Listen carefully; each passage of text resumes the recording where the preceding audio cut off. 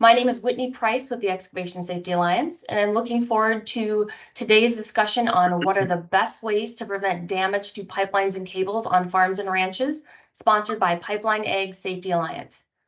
Before we begin, just a quick reminder that we have formally changed our name from Infrastructure Resources to Excavation Safety Alliance, as the name ESA better reflects our mission and our brands. ESA town halls are an open forum to discuss concerns and present potential solutions to improve damage prevention and excavation safety. This town hall is meant to be a discussion, and you're encouraged to ask questions and share solutions. If you do have a question, please type it into the chat box or click the raise hand icon. Give us a few seconds, and we will give you permission to unmute. To unmute, simply click on the microphone icon in the top right-hand corner of your screen. Please try to keep your comments brief today to allow others time to interact, and a recording of this town hall will be posted on the ESA YouTube channel. At the conclusion of the call, panelists will highlight a moving forward step to ensure we stay focused on practical and impactful solutions.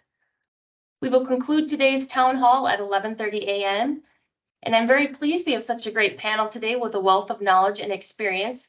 So to get us started, I'd like each of our panel members to give a brief background on themselves. So let's start with Shane.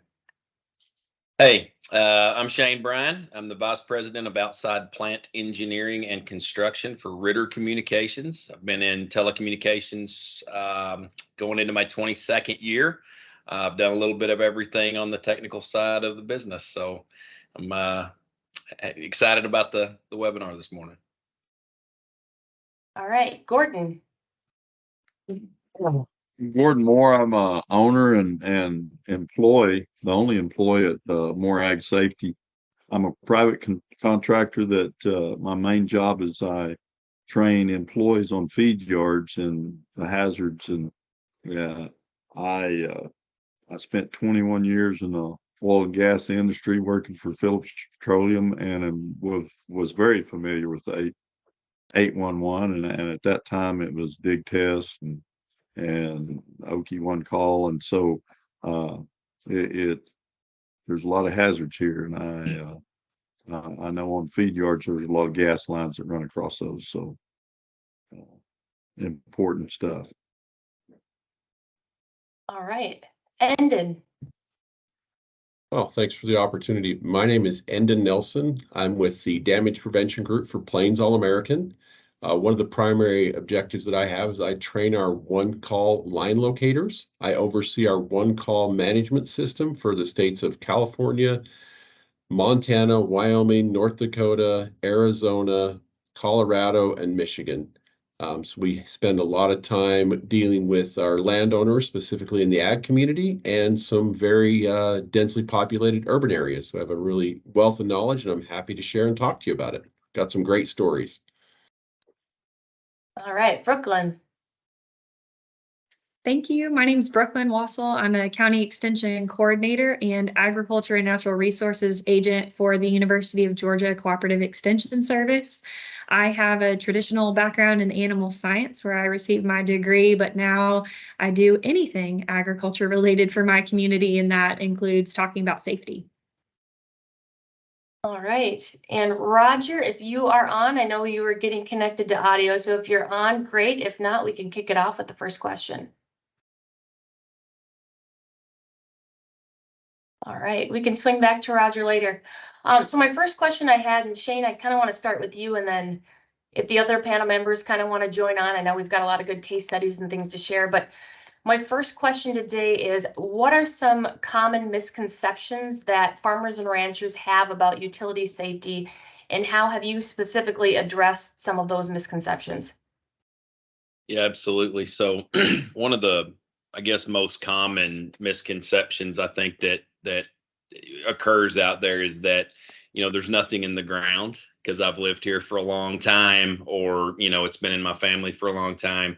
And I can tell you that there's a lot of stuff in the ground in the United States, right? I mean, it's everywhere, in places that you would just think to yourself, there's no way there's anything there, right? And so that's probably, of all the things that, that we see on the telecom side when we see strikes and things that occur in rural areas, that's that's usually the first thing we hear is, I mean, I had no idea that I've been living here for 50 years and didn't know that, that there was a pipe in the ground, and so that's pretty common, I would say. Anybody else? I know, Endon, we were talking a couple days ago, you had quite a few that you could share too. Well, one of the things that we find, and kind of what Shane said, we talk about, well, I was here when they put it in. Well, I got pipe that went in the ground in 1942. So if your memory's that good, God bless you. I don't remember what I had for lunch 2 days ago. And so one of the things that we come across on our side is, well, I know where that is. It's no big deal. Well, yeah, you have a rough idea. It's in the field, but your field's 80 acres. It crosses somewhere. Well, things have changed over the last 20, 30 years. And one of the things that we have on our side is the pipe kind of starts to wiggle its way up to the surface. And so we ran across an incident up in Montana where they were out just doing some basic disking. Nothing important, just, cleaning up, prepping for a plant. It seems like every time in this little section, they'd hit a ding. And we ended up with about 1,500 feet of pipe that looked like just racing stripes all the way across it, almost like a tape measure by the time we pulled it out and reburied it. Thankfully, there wasn't any sort of release, but just the damage to it. And I can imagine that as I was growing up, the kid on the tractor, that little bump, you're like, oh, okay, no big deal. Just keep going, come around, do the loop. You don't even recognize you're hitting the same bump every time. And so that's kind of the importance that we have with kind of the ag side is, hey, I know you have that ag exemption, and we kind of try to reiterate this to all of our landowners is just give us a call. We're happy to come out and mark it and let you know where it is. Anytime we can save you those kind of headaches, it's just that prevention of it. That's what we're looking to do. So kind of in line with that too, are there any trends that you all have noticed over the last few years that have kind of made you change your outreach behavior, your messaging to kind of help keep the ag professionals you work with safe? I know Brooklyn and Gordon, you folks work with farmers and ranchers kind of on the daily.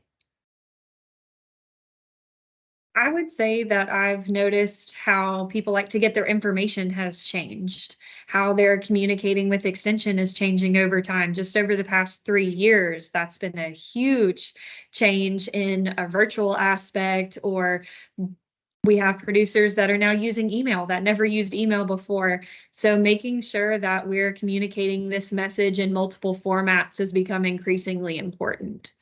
So whether that's going to production meetings, kind of our more traditional route, or being on site for a consult, or even some agents are going to blogs, and those are getting more and more attention.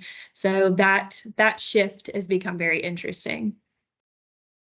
And I've noticed kind of too I was just at a conference a couple weeks ago, and it really seems like once you're able to get that face-to-face communication, that's the biggest thing. I mean, you can send messaging out digitally, until you're blue in the face, but that face-to-face, when you can just kind of see the awe in their eyes once you kind of explain things a little bit further.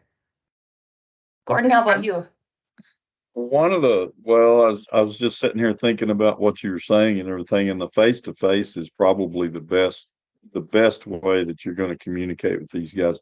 The communication through, I'm going to say either through text or emails, these guys get inundated with things like this all the time, and they get to where they just ignore them. And sometimes that can be very, very hazardous, as we well know.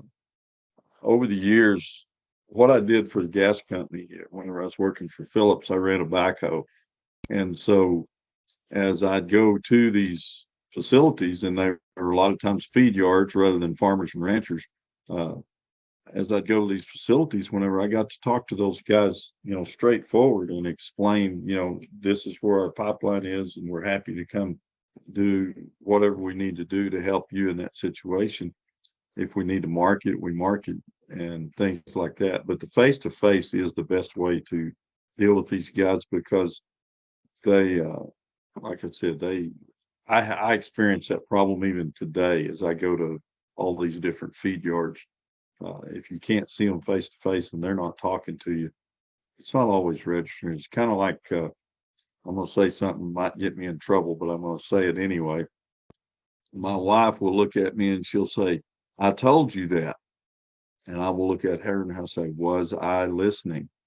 Did you make eye contact and say, 'Are you listening?'" And that's what happens a lot of times. And to be honest with you, so don't throw anything at me. And Gordon, have you noticed any issues or reservations from people to come and do those face-to-face meetings? I know everybody's busy and things like that. Have you noticed any pushback, or is there any sort of incentive or something to get these people to actually go to the safety meetings and take time out of their day and their work? Well, I don't think there's any pushback. It's just that these guys are out, especially whenever you're talking about feed yards, and that's what I deal mainly with. These guys are out to feed cattle and to grow cattle, and if this is important to them, then they're going to be there. But if they don't see the importance, and that's where the problem is that sometimes they don't see the importance because it's just like myself or you or anybody else. What's important to us, we will stop, look, take time. But it's like a flat tire. A flat tire is not important to you till you have a flat. And that's the way these guys look at it. So the biggest deal is going to them and you know, they're not going to come unless they got a flat tire. They're not going to go to the station. So Right, and I think that, it's kind of that chicken or the egg thing. It's you don't want an incident to occur, but you're right. I think sometimes when those incidents do occur, that's kind of the wake-up call that people unfortunately get. And I think showcasing that in a different way to before an incident occurs, but like we were talking about too, that 3 seconds later documentary that we've showed the last year and a half, that's been pretty impactful and kind of shows what could actually happen. So I think those things are pretty important. The next question I wanted to share, and I kind of wanted to do a round robin with the panelists. I think it's important if you've got a story, but can anybody share a success story where proper communication and precautionary measures help prevent utility damage on a farm or ranch or any rural area? And then if you've got one, I'll start with you. I know you got a ton of stories. Oh, I was going to say, I'm going to jump right in here. So I am sometimes one of the downsides of the job. I am the deliverer of bad news.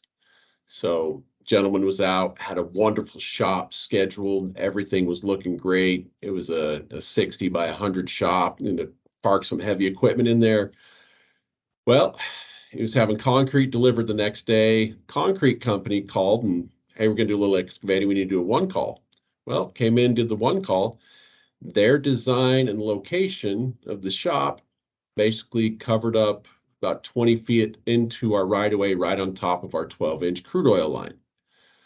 So I was the deliverer of bad news. Basically came up to the gentleman, hey, you're not allowed to put a structure here. Well, I've got concrete showing up. I've got this shop showing up to be built. I said, well, I'm glad that I'm having this hard conversation now. You're going to be pissed at me. You're going to curse me, and I go ahead and do that. I'd be cursing the same way. But we have an easement and a right of way here. You can't do it. I'm happy I'm having this conversation now before your structure's built. And as instead of me coming out here in 2 weeks after my aerial patrol notices there's a new structure here and informing you that your new structure has to be torn down and moved. And so that's the kind of things that we run into every now and then. And that kind of, I am the bearer of bad news. That, I think for me, yeah, that was a really rough day, a hard conversation, but that's better than some of the other conversations I've had where it's like, you put a structure on top of our right of way, on top of our pipeline, you're going to have to move that, and it's going to be at your expense. And that, I think if we communicate that a little in advance, that's the consequence of just putting up a structure willy-nilly, is you could have a pipeline company, utility company come out later and be like, no, this is the easement we have. You violated that. Now you've not only paid to build the structure, now you get to pay to take the structure down and move it. And those are hard conversations, but I always enjoy having those conversations before it turns into, and now you have to move it. Exactly. I think kind of getting ahead of some of those things, and it's easier said than done, of course, but getting ahead of those things, I think kind of helps that communication and that relationship between, you know, operator and farmer. So I agree. How about you, Shane? Yeah, I mean, there's been lots of them, and like Endon, I oftentimes have to be the bearer of bad news too. Sometimes, you know, related to those very same easement conversations, and you know, to kind of put a little adder on the end of that, that's a common misconception out there about property ownership and what easements are and how they differ from right of ways and things like that. That's a pretty big, you know, pretty big issue too, but. We had a circumstance recently where, you know, we're doing a ton of build out and, you know, we're doing tons of the fiber optics, just like everybody else, the other fiber operators are, and we're building everywhere. So a lot of the federal money that's coming down is targeting rural areas, right? It's designed to build fiber out to places that doesn't have internet, right? And so we go through lots of cattle pastures and lots of farms and you know all that sort of stuff. And so we were actually driving through a couple of weeks ago, not myself but some of my team, and they were on their way to one of our job sites, and we had a fiber as a 572 fiber, which is 572 individual fibers in a bundle. And it was going along the side of the road, and we noticed that there was a guy out there, and he had been putting in iron pipe fence all down through along the road, and then he was making looks like some calf pastures or something, calf pens. And we got to looking at our maps. We pulled over, looked at the maps. We're like, yeah, I think that there's a problem. So we drive over there, and sure enough, he was about, I don't know, a foot in depth away from running right into that 572.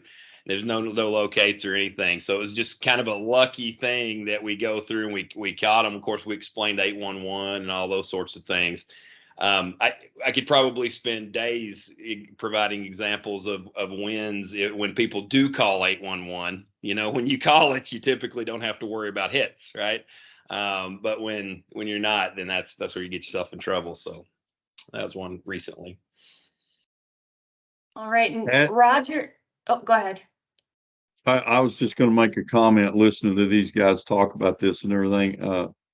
Being a heavy equipment operator and running a backhoe and getting to these guys in a personal way and everything, just like y'all were talking about, guys, I don't want to shoot anybody in the foot or anything, but I've found out whenever you deal with whether it's a feed yard manager, whether it's a rancher or whatever, if you could deal with them from a local standpoint, I can remember going into situations, and if they had what they call a company man show up on location that they didn't know and didn't have any idea who that guy was, you know, he's up the ladder, corporate engineer, whatever.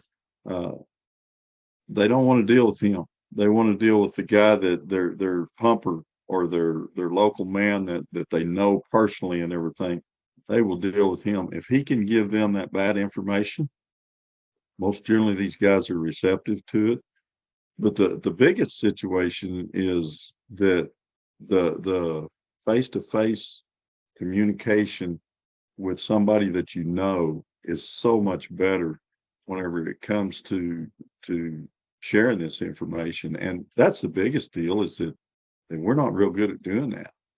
And in the past, companies have run roughshod over these guys and not done some of the things that you're talking about, like going in and saying, hey guys, you know, I want you to understand this. This is not something that, even though you're pleasant about it and you take a lot of flack and a lot of cussings or whatever, that local guy can make or break a situation like that, because those guys can make,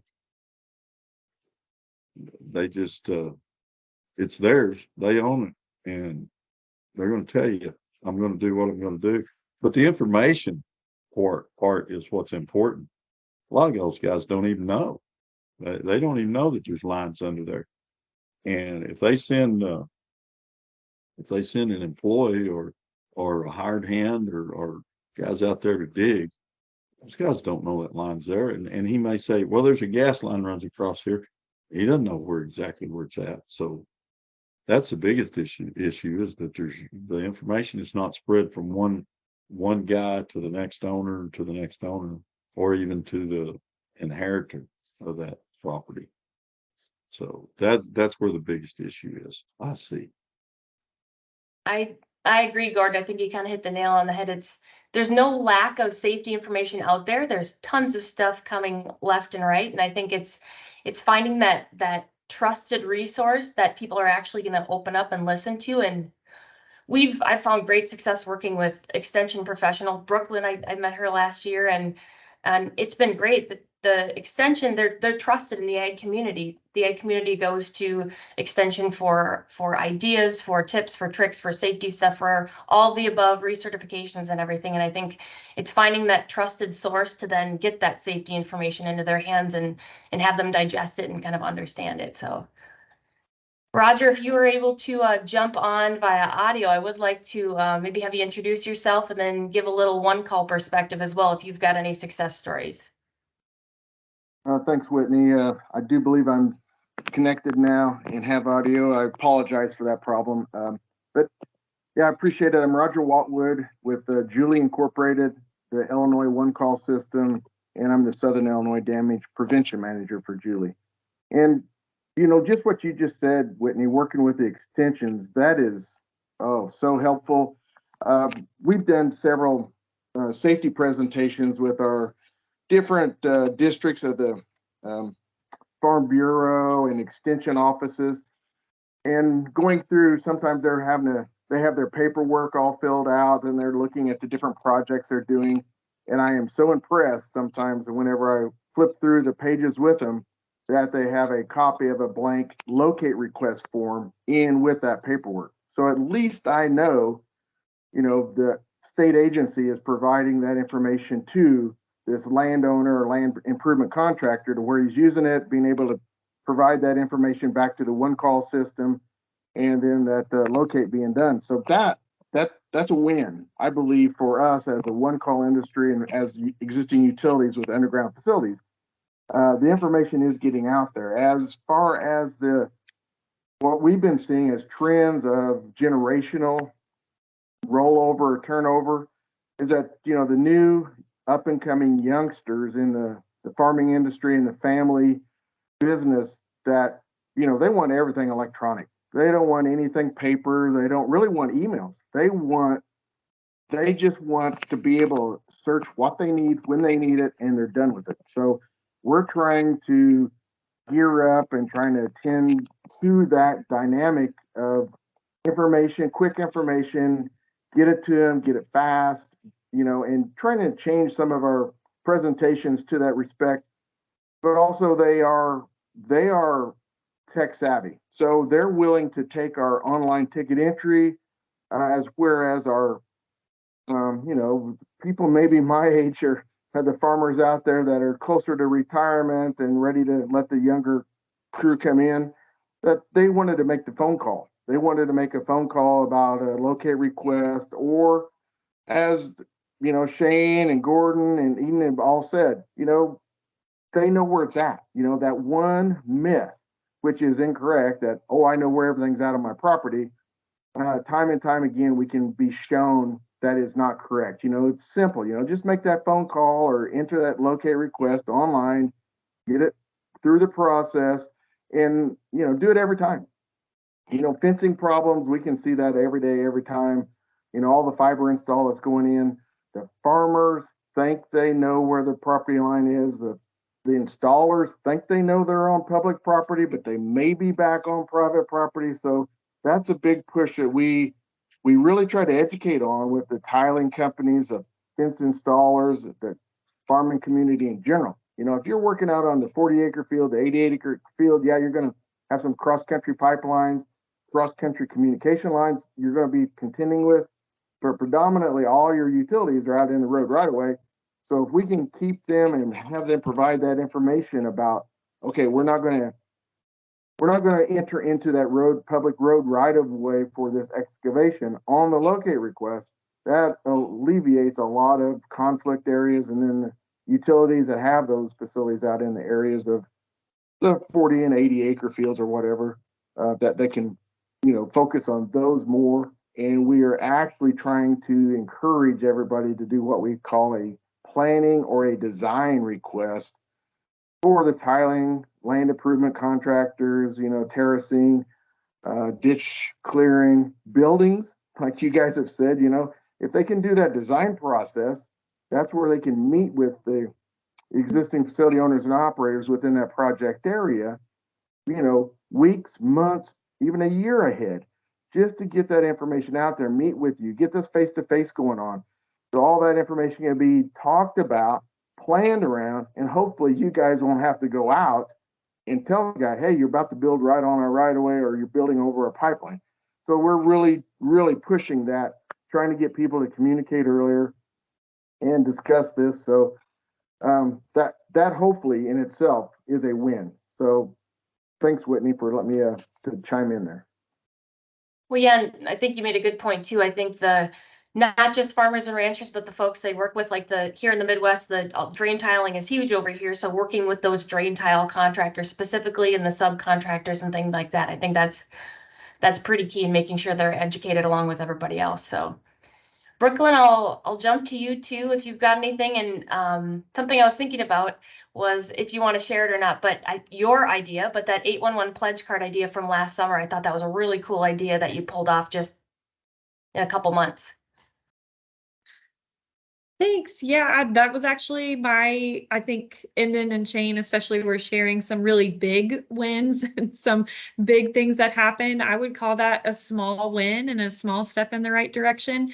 But we so following meeting Whitney and learning about all of these things, I held an 811 day event where we had people that just drive through the community, open to everyone on their way to work or school first thing in the morning. They had to sign a pledge card that says, I pledge to call 811 before any digging activity.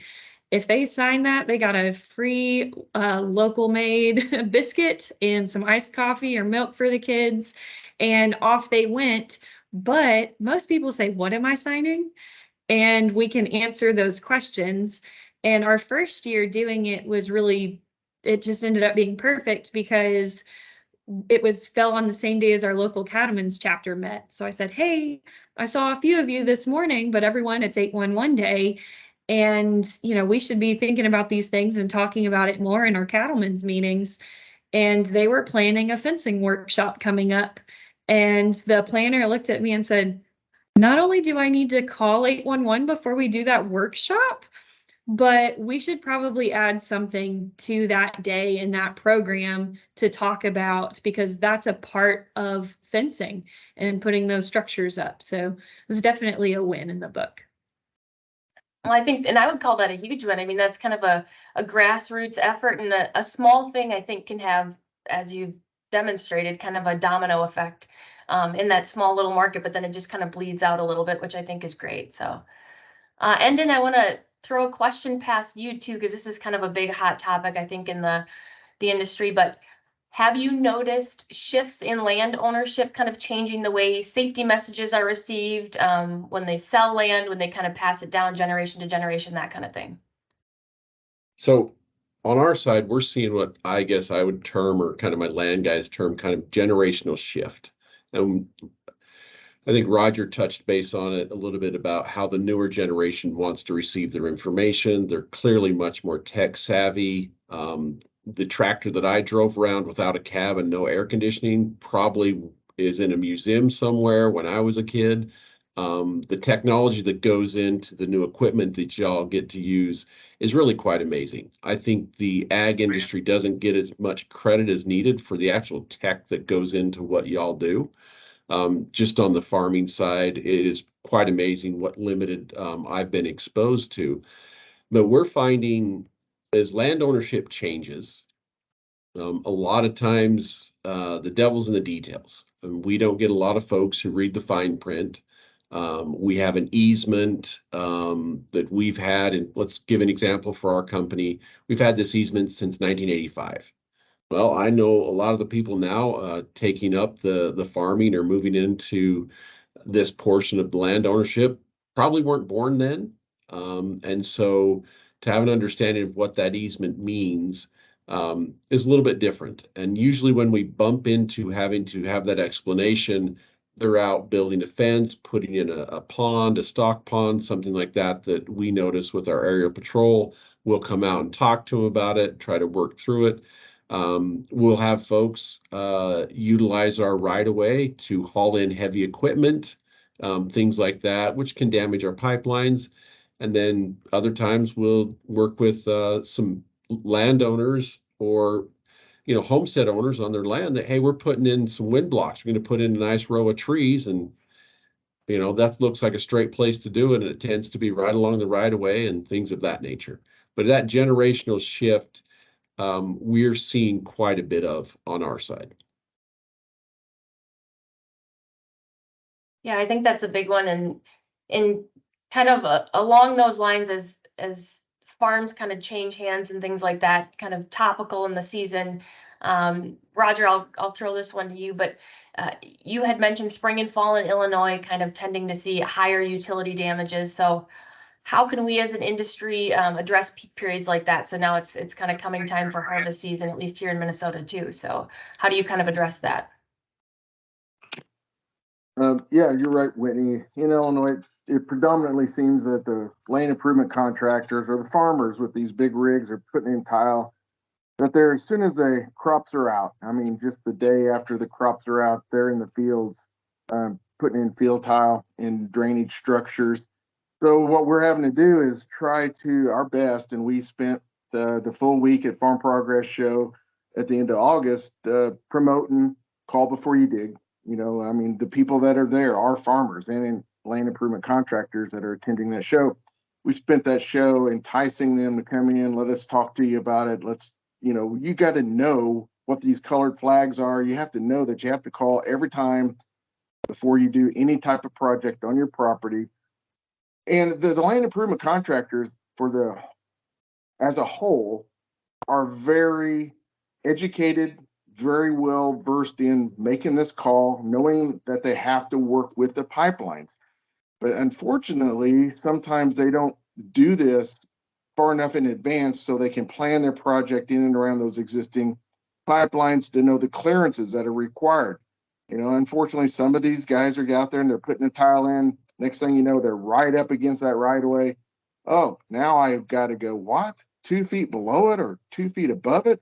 Now that ruins my drainage plan. So now they're in a dilemma. So that's why we push so hard on this planning and design. Let's get this figured out ahead of time. Let's do it several months, or let's do it during the summer while the crops are growing. Let's get this figured out and get it laid out. So then whenever we get the chance to get in the field, we can get the job done and not have the downtime and the troubles that we have. So the damages are really coming through as people just, we still got to work with everybody to realize that if you see a mark on the ground, there is a tolerance. You can't just run that plow or those fence posts right up against that mark. No, there's a tolerance. There's a hand dig zone in Illinois of 18 inches on each side of that mark. In other states, it's a little bit larger, but you got to stay away from that. If you're going to have any type of excavation, you're going to have to stay away from that or plan your project around that or use hand tools when you get close. Because right now, if you hit a copper cable, you're going to have several $100s invested in a repair. But these fibers, I mean, sure, Shane can talk to us. Your tins can be a main fiber could be, oh gosh, I've heard very large numbers of repair costs. And nobody wants to talk about a pipeline damage. You nick it, cut it, scrape it, scratch it, dent it, or at worst case, rupture it. You've got, unsurmountable amount of money plus property damage plus loss of equipment and personnel. So we don't want that. We've got to educate. And Whitney, you've already mentioned the 3 seconds later film. We showed that at the Farm Progress Show. Kind of ran it almost continuously And you would have been amazed at the people that were coming in and walking around, visiting our different displays within the booth and our activities that we had. They might be standing there watching or listening to somebody else, and then they can hear in the background that film going on, and it caught their attention. It drug them over to the corner where we had a kind of a theater set up and some chairs, and they'd sit down and start watching that film. So that film, if you haven't ever watched it, please go to the website, go to Drain Tile Safety Coalition or Pipeline Operators for Ag Safety. Go there, download that, look at it, view it. It's out there. It's on our website, illinoisoncall.com, and just view it, okay? Just see what it's telling you. It's a documentary. It's all about it, and really, it does hit home because it's by a wife that lost her husband and her father-in-law, and now she's raising her kids without that help of those adult individuals because of a tiling accident. You know, they knew the property, they knew it was there. They knew that pipeline was there on their property. They just chose, because they're running out of time, as people do, they get quick, they get in a hurry, they forget, oh, I got to make this call, and accidents do happen. This one they can't recover from. So that's, you know, I threw a lot out there, Whitney. Just wanted to kind of touch on several things there. Thanks. No, I think that's good. And Levi did share that video in the chat. So I agree with you completely. I think if you haven't watched that video, to take a few minutes and do that, that's pretty impactful, and share it. It's a unfortunate story, but it does kind of get that message across. But I wanted to jump real quick to the chat. We've got a couple questions and a couple comments, so I wanted to address those before we move on. So with Farm Progress Show kind of on the mind, and I know you've mentioned that, Roger, but so Roger, Brooklyn, this would probably be for you, but Gina mentioned that she worked at the Farm Progress Show last month, and they asked farmers to sign something like that 811 pledge card during digging projects, and she was appalled at the number of farmers that said they couldn't or wouldn't want to do that. So have you kind of, did you experience any of those similar things? Obviously, you can't force anybody to do so, but did you experience any of those comments or feedback, and kind of how did you address those to maybe just still explain that it's important, but respecting their decision to not sign? I'll say that, kind of going along with what Gordon said about liking face-to-face and someone that they know and trust and is local, they just a very general, don't want to have someone that they don't know walking their property, even if it is a right of way or easement. It's, you know, to them, it's their property, it's their home. They don't want someone that they don't know walking it. So part of what was so important was I was able to have local operators with me, utility operators and locators there at that drive-through and that event. And I was saying, it's not somebody, it's not the person from the call center, it's this person, it's your neighbor. It's putting a face and making it less intimidating and making it so that it was a process that they trusted, because they don't want to put their personal information on this webpage that goes into cyberspace, or they don't want someone that they know just coming and snooping around. So just making that connection, I think, put quite a few people at ease. And I know that's a pretty typical mindset. So just being able to make those local connections makes a big difference. I think that's great. I didn't even think of that, but kind of that tag team approach of, they know you and kind of what you're about, but then putting a face to a name and bringing that operator along and saying, this is just a person and all they're trying to do is keep you safe. I like that approach. I think that's a good idea. Another question came in real quick, so feel free to jump in, anyone on this, but Shannon asks, how do pipeline companies address erosion of cover over the pipe in the long term? And how do you ensure that the ag activities included in the exemption are safe? I'll take this one. This is kind of my wheelhouse. Well, there's several different ways we approach that. Some of the things we'll do is we'll bring in more top cover, rebury it, things like that. Or we will look what we call lower the pipeline. And those are ongoing projects that we'll have where we'll go in, we'll recognize, hey, we'll do what's called a depth of cover survey. So we'll go through questionable areas.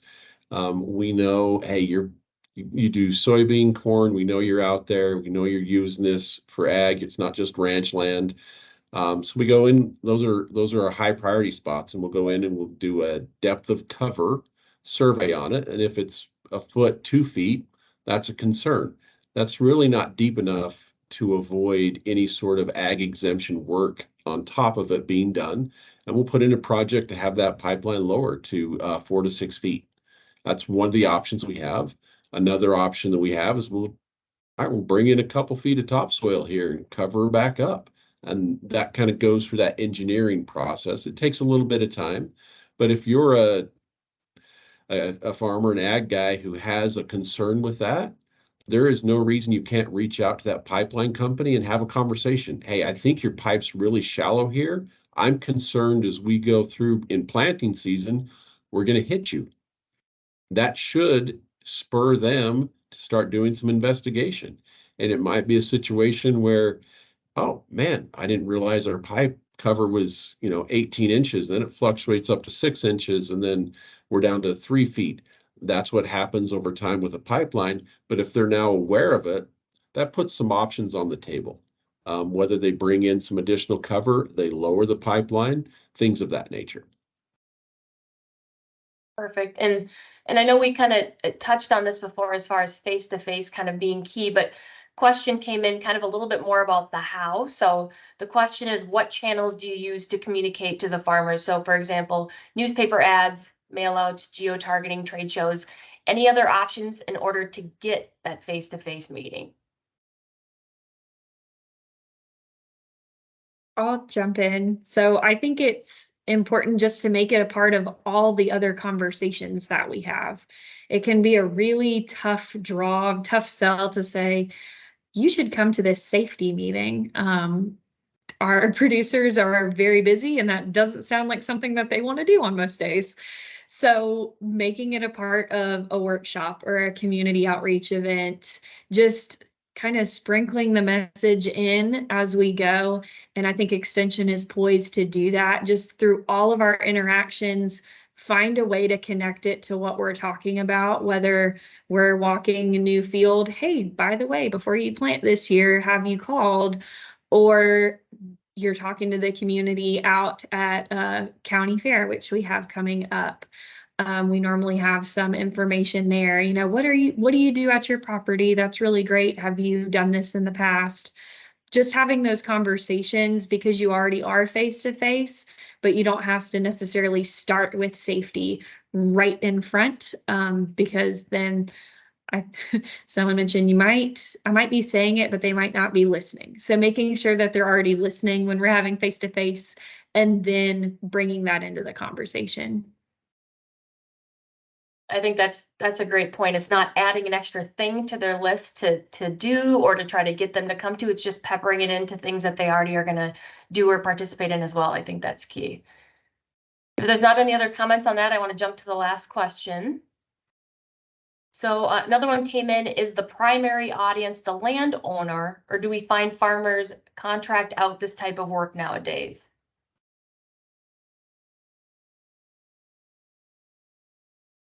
I'll jump in and take this. Our focus is whoever's working the land. The ownership is important, but at the end of the day, it's the guy out there in the tractor in the field running some equipment. That's the guy we want to have communication with, an understanding of what's going on. If he's leasing some land, love to sit down with him. My guys sit down with him, talk about, hey, this is what we have here. Things of that nature. If you're putting in a new center pivot, how close is that to our pipeline? We have things on our side that can affect. We want to know about it. We can coordinate and work with you on that. We bring in power for cathodic protection. Perhaps we can, you can junction off of that. Things of that nature that we, to an extent, offer and work with our different landowners. Yeah, and I would add to that too that, I can't speak for all internet service providers that are out there laying fiber in the ground, but many of them, most of them, certainly my company, anytime we're going to put new stuff in the ground, we're trying to send messages to anybody that's along that path, right? So we send out postcards and we send out emails if we have them. we do, I saw in the chat, somebody mentioned about a radio spot, like a small sound bite. We do some of that stuff too, just to kind of get the message out that there's going to be some construction activity taking place in a particular area. Particularly out in the counties, because oftentimes, they're not getting as much construction activity as some of the larger metro areas are.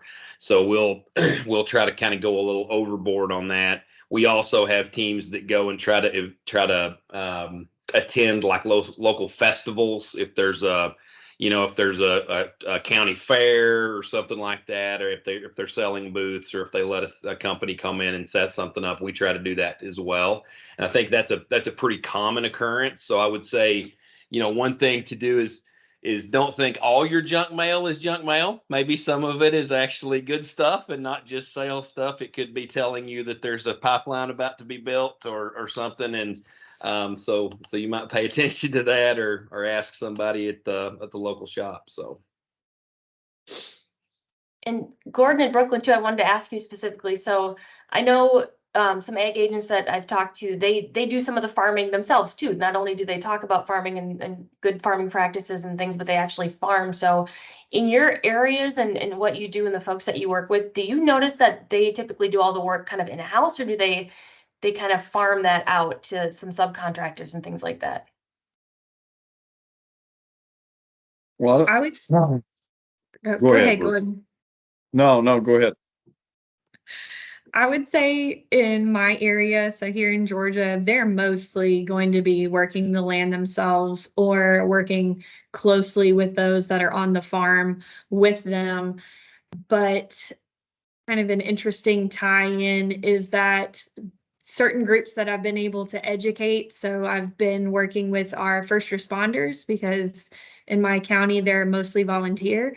So first responders on how to respond properly to a pipeline accident, because we do have such a large agricultural community with pipelines running through. So how would you even respond to an accident? And I had one producer picked up an excavation safety magazine there, and he was like, you know what, I actually farm too. I wouldn't have even thought about this. So I was educating them on how to respond to an accident, but then we're still picking up those that farm, in their second and third job or after hours.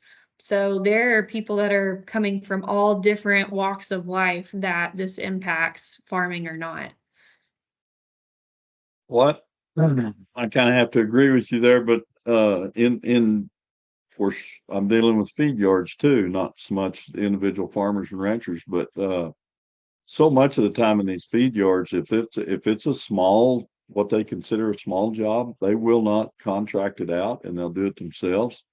So therefore, they're working with laborers that have no idea what 811 is, and so they're trying to do as much as they can themselves because it's more cost effective if they've got that equipment. But there's so many of them that do contract it out, and then these contractors get on there, and the first thing they're going to do is say, well, are there any lines in here?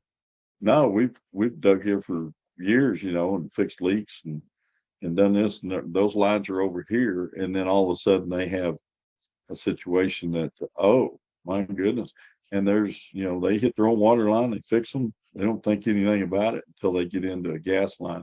Most of the feed yards I go to have their gas lines located, and there's even some yards that have gas lines that are, in the yard itself, they will run a locator in, and he'll come in and he'll sniff for leaks and this and that. Just mainly because of the cost and everything, but they're doing both. They'll hire contractors and they'll do it themselves. When they do it themselves, it becomes really, really dangerous, because a lot of times they're using Spanish workers that, not even, they have no idea because they've not been trained, and they're not going to send them to get trained. It's something that you have to deal with. May not even be the owner. It's back to the feed yard manager, which doesn't own the feed yard. He's just managing it. I think that's a great point. Just letting folks know too that there is bilingual education out there too. Just ask for it and stuff like that. Because you're right, there's there's some folks that might need some of that education. And like I said before, I mean, there's not a shortage of education out there, which is wonderful. It's just letting people know that it's available and who to go to ask for it. So we've got about 10 minutes left. I did want to make sure I reached out to all the panel members for this kind of last and final question before we cap up. So the last question would be, what are some takeaways or solutions that you would recommend for people to kind of bring back to their own organizations? We've got utility operators, one call folks. We've got ag agents that are all here in attendance today. So what would be kind of your biggest takeaway or solution that they can maybe bring back to their organization to make change? So I'll start with Shane, if you've got something to say. I mean, I'm going to take the easy one. So for the rest of our panelists, sorry, I'm taking the easy one, but call 811, right?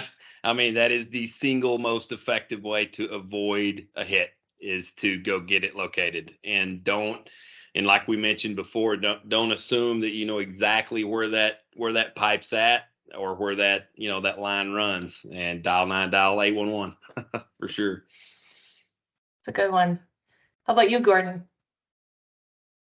You know, that is the best, but whenever it comes right down to it, I think if you're going to reach, and I'm talking feed yards again, I think if you're going to reach them, you need to go to whether you're in Texas, whether you're in Illinois, you need to go to the membership organizations and help get them to help you to deliver this information or to educate these people, because what happens is these guys they're going to do what their membership, what's important to the membership, and such as Texas Cattle Feeders Association, such, you know, Oklahoma Cattlemen's, Kansas Livestock Association, and to get more, and for lack of a better way of saying it, boots on the ground, get guys out there that are actually doing this education and make a bigger concerted effort to educate within the organizations, because they're members of those organizations because it's important to them.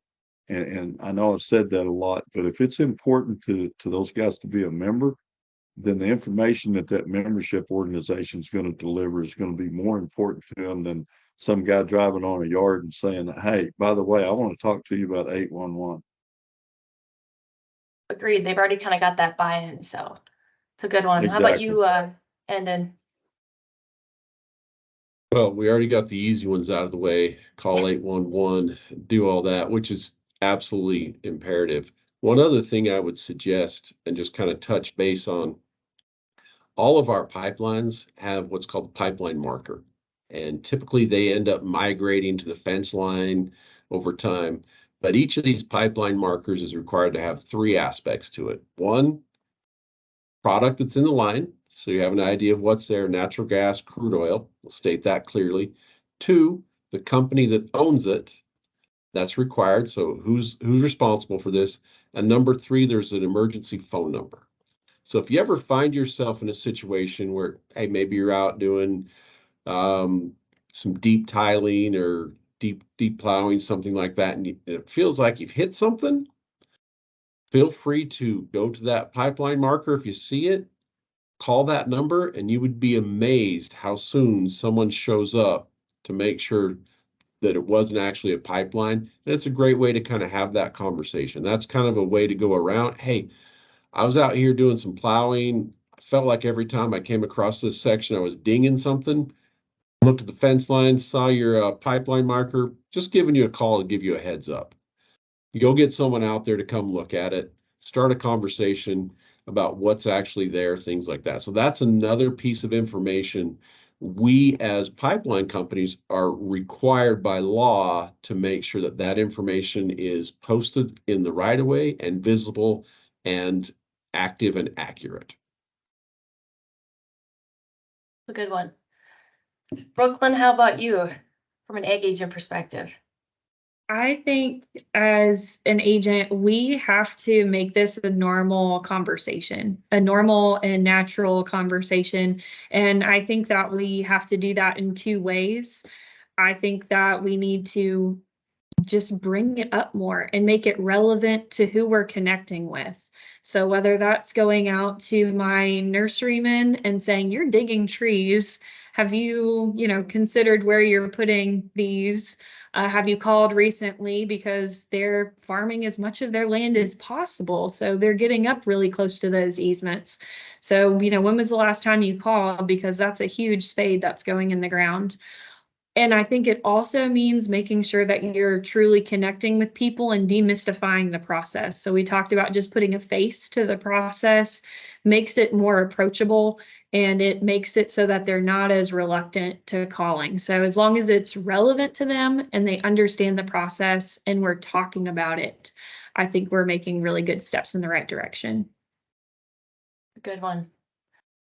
All right, Roger, you've got the final word. Okay, thanks. Just wanted to touch base on, we talked about the Spanish just a little bit ago. We did develop our website to where you can click one button, it'll translate it from English to Spanish. So that's been helpful because there is a lot of that influx because of all the fiber builds of that type descent that are coming in and working. So that's available. But also we for the last 16 years, we've been participating in the Progressive Ag Foundation Safety Days. And we personally within Illinois, we participate in about 12 a year throughout the different counties and regions of the state, to where we can go and we can actually talk to and put on safety presentations and educate the 3rd, 4th, 5th, 6th, and all the way up to junior high kids. And we found that very impactful. Everybody, I think, on the phone is probably knowing that you listen to your kids when they come home and tell you they learned something today. They're going to listen to you, or they'll bring home a magnet that we give out to them. It's got all the color codes on it. Call 811, call Julie before you dig, the whole bit. And they put it on their refrigerator or whatever, and they refer to that. I've seen them at other events, not the safety days per se. And they say, hey, I remember you coming to talk to us at a safety day.